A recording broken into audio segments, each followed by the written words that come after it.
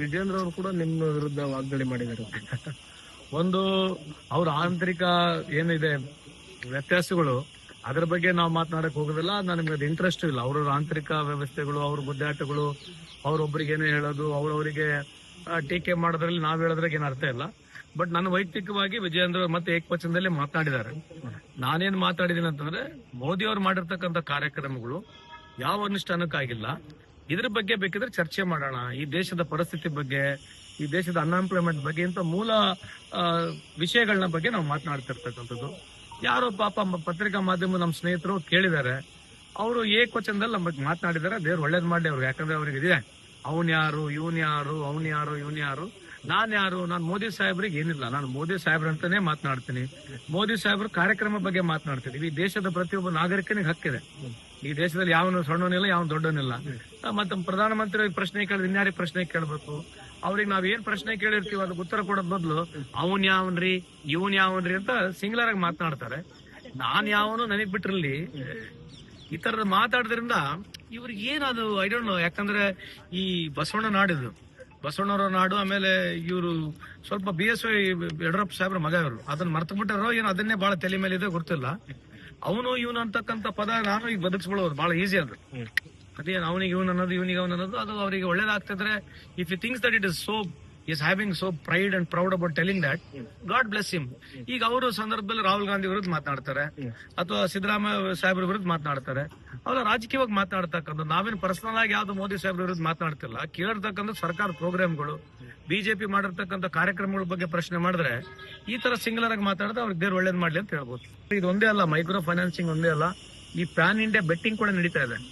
ಇದೇನು online betting ನಡೀತಿದೆ, cricket betting ನಡೀತಾ ಇದೆ, ಈ ರಮ್ಮಿ ಗೇಮ್ ನಡೀತಾ ಇದೆ. ಇದು ಯಾವುದೋ ಒಂದು ಸಂದರ್ಭದಲ್ಲಿ ಬಹಳ ಟೆಕ್ನಿಕಲ್ ಸ್ಪೋರ್ಟ್ಸ್, ಇಂಟೆಲಿಜೆಂಟ್ ಸ್ಪೋರ್ಟ್ ಅಂತ ಹೇಳಿ ಪ್ರಮೋಟ್ ಮಾಡ್ತಕ್ಕಂಥ ಎಲ್ಲೋ ನಿಂದಿರಬೇಕು. ಕೇಂದ್ರ ಸರ್ಕಾರಗಳು, ಎಲ್ಲಾ ರಾಜ್ಯ ಸರ್ಕಾರಗಳು ಇದು ಕಡ್ಡಾಯವಾಗಿ ಕಡಿವಾಣ ಹಾಕ್ಬೇಕು. ಯಾಕಂದ್ರೆ IPL ಬೆಟ್ಟಿಂಗ್, IPL ಮ್ಯಾಚ್ಗಳು ಆದ್ಮೇಲೆ ವರ್ಷದಲ್ಲಿ ಸುಮಾರು ಒಂದು 50 ಹುಡುಗರು, ಯುವಕರು ಸೂಸೈಡ್ ಮಾಡ್ತಕ್ಕಂತ ಡಾಟಾ ಇದೆ, ವರದಿನೂ ಇದೆ.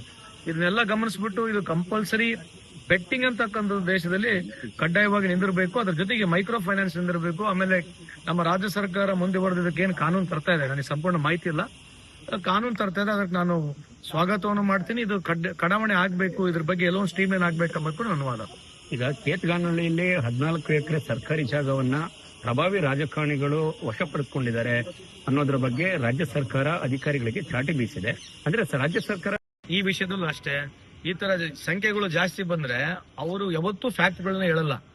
ಬಿಜೆಪಿ ಸರ್ಕಾರ ಇದೊಂದೇ ಅಲ್ಲ, ಕ್ರೈಮ್ ರೇಟ್ ಆಗಿರ್ಲಿ ದೇಶದಲ್ಲಿ, ಡೆತ್ ರೇಟ್ ಆಗಿರ್ಲಿ, ಮಾರ್ಟಾಲಿಟಿ ರೇಟ್ ಆಗಿರ್ಲಿ, ಎಜುಕೇಶನ್ ಇಂಡೆಕ್ಸ್ ಇರಲಿ, GDP ಇಂಡೆಕ್ಸ್ ಇರಲಿ, ಗ್ರೋತ್ ರೇಟ್ ಇರಲಿ, ಇಂಥವ್ ಯಾವ್ದು ಮೂಲಭೂತ ಜನರಿಗೆ ಗುರ್ತಾಗ್ಬೇಕು ಅದನ್ನೆಲ್ಲ ಮುಚ್ಚಿಡ್ತಕ್ಕಂಥದ್ದು ಒಂದು ಪ್ರಯತ್ನ ಇದೆ. ಇಂಥರ ಬಗ್ಗೆ ಯಾವಾಗ್ಲೂ ಸಾರ್ವಜನಿಕರು ಚರ್ಚೆ ಆಗೋದಿಲ್ಲ. ಕೋವಿಡ್ದು ಚರ್ಚೆ ಆಗಿಲ್ಲ, ಇದನ್ನು ಚರ್ಚೆ ಮಾಡಕ್ ಬಿಡೋದಿಲ್ಲ ಅವರು. ಇದನ್ನೆಲ್ಲ ಈಗ ಮಾಧ್ಯಮ ಮುಖಾಂತರ ಅವರಿಗೆ ಗಟ್ಟಿ ಹಿಡಿಯೋದು, ಉಸಿರು ಕಟ್ಟ ವಾತಾವರಣಕ್ಕಂತ ಮಾಡ್ತಕ್ಕಂಥದ್ದು ಮಾಡ್ತಾರೆ. But I will not commit anything politically. But ಇದು ಎಷ್ಟು ಸರಿ ಅಂತಕ್ಕಂಥದ್ದು ಸಾರ್ವಜನಿಕರು ಕೂಡ ಅರ್ಥ ಮಾಡ್ಕೋಬೇಕಂತ ತಮ್ಮ ಮುಖಾಂತರ ಹೇಳಿಕೆ ಬಯಸ್ತೇನೆ. ಹೊಸ ಬೇಡಿಕೆಗಳನ್ನಿಟ್ಟಿದ್ರೆ ಏನು? 2 ದಿನ ಮೀಟಿಂಗ್ ಮಾಡಿದ್ವಿ. ಅದರಲ್ಲಿ ರಿಫಾರ್ಮ್ಸ್ ಬಗ್ಗೆ ಮಾತಾಡಿದ್ರು. ಅದರಲ್ಲಿ ಜಾಸ್ತಿ ನನಗೆ ಕನ್ಕ್ಲೂಷನ್ ಭಾಷಣದಲ್ಲಿ ಹೇಳಿದೆ. ರಿಫಾರ್ಮ್ಸ್ ಬಗ್ಗೆ, ಈಸ್ ಆಫ್ ಡೂಯಿಂಗ್ ಬಿಸ್ನೆಸ್ ಬಗ್ಗೆನೇ 2 ದಿವಸ ಮಾತುಕತೆ ಆಗಿದೆ. ಒಂದು ದಿನ ಕಡ್ಡಾಯವಾಗಿ ಇಡೀ ದೇಶದ ಲೇಬರ್ ಆಗೋಗುಗಳು, ಲೇಬರ್ ತೊಂದರೆಗಳು, what is labour challenges, what all is going through ಅಂತ ಹೇಳಿ ಒಂದಿನ ಸಂಪೂರ್ಣ ಒಂದಿನ ಅದ್ರ ಬಗ್ಗೆನೇ ಚರ್ಚೆ ಆಗ್ಲಿ ಅಂತ ಹೇಳಿ ಮಾನ್ಯ ಸಚಿವರ ಹತ್ರ ಕೂಡ ಮನವಿ ಮಾಡ್ಕೊಂಡಿದ್ದೀನಿ. ಆಮೇಲೆ ಗಿಗ್ ವರ್ಕರ್ ಬಗ್ಗೆ ಮಾತಾಡಿದ್ರು. ಗಿಗ್ ವರ್ಕರ್ ನಾವು ಹೇಳಿದೀವಿ, ಕರ್ನಾಟಕ ಇದು only state where it has formed bill already. ಈಗ ಕ್ಯಾಬಿನೆಟ್ ಅಲ್ಲಿ ಮುಂದೆ ಬರ್ತಕ್ಕಂಥದ್ರಲ್ಲಿ ಅಪ್ರೂವ್ ಆಗ್ತಕ್ಕಂಥ ಸಾಧ್ಯತೆ ಇದೆ. ಅದ್ರ ಜೊತೆ ಮುಂದೆ ಅಸೆಂಬ್ಲಿಯಲ್ಲಿ ಕೂಡ ತಂದು ಕನ್ಸೆಂಟ್ ತೋಡ್ತಕ್ಕಂಥದ್ದು ಮಾಡ್ತಾ ಇದೀವಿ. ಕನ್ಸ್ಟ್ರಕ್ಷನ್ ವರ್ಕ್ ಬೋರ್ಡ್ ಬಗ್ಗೆ, ಅದ್ರ ಬಗ್ಗೆ ಯಾವ ರೀತಿಯಾದ ಪೆನ್ಷನ್ ಮಾಡಬೇಕು, ಯೂನಿವರ್ಸಲ್ ಪೆನ್ಷನ್ ಬಗ್ಗೆ ಅವ್ರು ಮಾತನಾಡಿದ್ದಾರೆ. ESI ಬಗ್ಗೆನೂ ಮಾತನಾಡಿದ್ದಾರೆ. ಎಲ್ಲಾ ಸ್ಟೇಟ್ಗಳಿಗೆ ಒಂದೊಂದು ಅವಕಾಶ ಕೊಟ್ಟಿದ್ರು, ಯಾರ್ಯಾರು ಬೆಸ್ಟ್ ಪ್ರಾಕ್ಟೀಸಸ್ ನಡೀತಾ ಇದೆ ಅಂತೇಳಿ ಅದ್ರ ಬಗ್ಗೆ ಸಮರ್ಪಕವಾಗಿ ಮಾಹಿತಿ ತಗೊಂಡು, he had lot of patience also. ಅವರು ಬಹಳ ಪ್ರೋಗ್ರೆಸಿವ್ ಆಗಿ ವಿಚಾರ ಮಾಡಿ ಬಹಳಷ್ಟು ಪೇಷನ್ಸ್ ಆಗಿ ಎಲ್ಲರ ಬಗ್ಗೆನೂ ಕೇಳಿದ್ದಾರೆ. ಬಟ್ ಹಲವಾರು ಮಿಸ್ಕನ್ಸೆಪ್ಷನ್ಸ್ಗಳಿದಾವೆ. ಎವ್ರಿ ಸ್ಟೇಟ್ ಬೇರೆ ವಿಷನ್ ಇದೆ, ಎವ್ರಿ ಇಲಾಖೆಗಳದು ಅಥವಾ ನಮ್ಮ ಬೇರೆ ಬೇರೆ ರಾಜ್ಯಗಳದ್ದು ಬೇರೆ ಬೇರೆ ಅಭಿಪ್ರಾಯಗಳು ಬರ್ತದೆ. ಅದನ್ನ ಸಂಗ್ರಹಿಸ್ತಾ ಇದ್ದಾರೆ. ಅದ್ರ ಜೊತೆಗೆ 5 ಸೆಕ್ರೆಟರಿಗಳು ಸೇರಿ ಒಂದು ಕಮಿಟಿಯನ್ನು ಕಾನ್ಸ್ಟಿಟ್ಯೂಟ್ ಮಾಡಿ ಎಲ್ಲ ರಾಜ್ಯಗಳಿಗೆ ಕಳಿಸ್ತಕ್ಕಂಥ ಒಂದು ಪ್ರಯತ್ನ ಮಾಡ್ತಾ ಇದ್ದಾರೆ. ಇನ್ ಪ್ರಿನ್ಸಿಪಲಿ ಸ್ವಾಗತ ಮಾಡತಕ್ಕಂಥದ್ದು. ಆದ್ರೆ ಇನ್ನ ಬಹಳ ಡೀಟೇಲ್ ಆಗಿ ಹೋಗ್ಬೇಕು, ಡೀಪರ್ ಆಗಿ ಹೋಗ್ಬೇಕು. ಅವ್ರು ಅದನ್ನ ಹೇಳಿದ್ದಾರೆ. ಇದು ಮೊದಲನೇ ಪ್ರಯತ್ನ ಅವ್ರು ಏನ್ ಮಾಡಿದಾರೆಲ್ಲ ಕರೆಸಿ ಮಾತನಾಡ್ತಕ್ಕಂಥದ್ದು. ಅದು ರಿಯಲಿ ಇಟ್ಸ್ ಏನೋ wonderful approach what is. So ನಾನು ವೈಯಕ್ತಿಕವಾಗಿ ಅವರಿಗೆ ಈ ಸಂದರ್ಭದಲ್ಲಿ ಅಭಿನಂದಿಸ್ತೀನಿ.